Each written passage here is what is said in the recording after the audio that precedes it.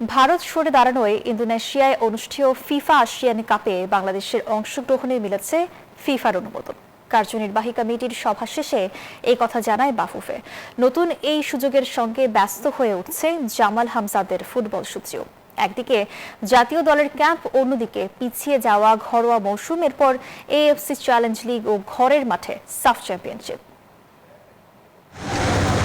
নানা জল্পনা কল্পনার পর আসিয়ান কাপে প্রথমবারের মতো খেলবে বাংলাদেশ। ভারত সরে দাঁড়ানোয় ইন্দোনেশিয়ায় অনুষ্ঠেয় এই টুর্নামেন্টে বাংলাদেশের অংশগ্রহণের অনুমোদন দিয়েছে ফিফা।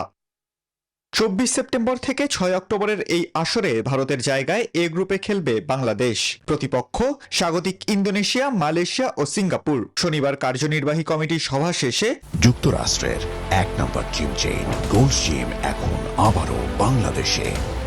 বসুন্ধরা আবাসিক এলাকা ও বসুন্ধরা সিটি শপিং মলে বিষয়টি নিশ্চিত করেছে বাংলাদেশ ফুটবল ফেডারেশন।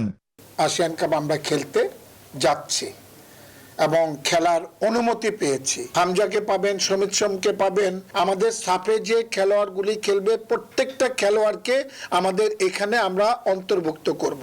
তবে জাতীয় দলের ব্যস্ততার সঙ্গে তাল মিলিয়ে পিছিয়ে গেছে ঘরোয়া ফুটবলের মৌসুমও। 25 আগস্টের পরিবর্তে 18 সেপ্টেম্বর শুরু হবে লিগ, আর ফেডারেশন কাপ শুরু হবে 22 সেপ্টেম্বর।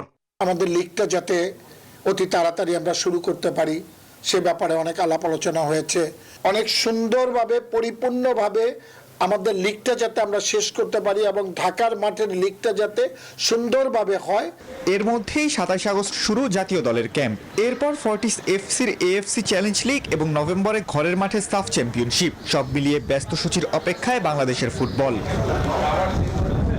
খালিদুল ইসলাম, দানভীর, নিউজ 24, ঢাকা।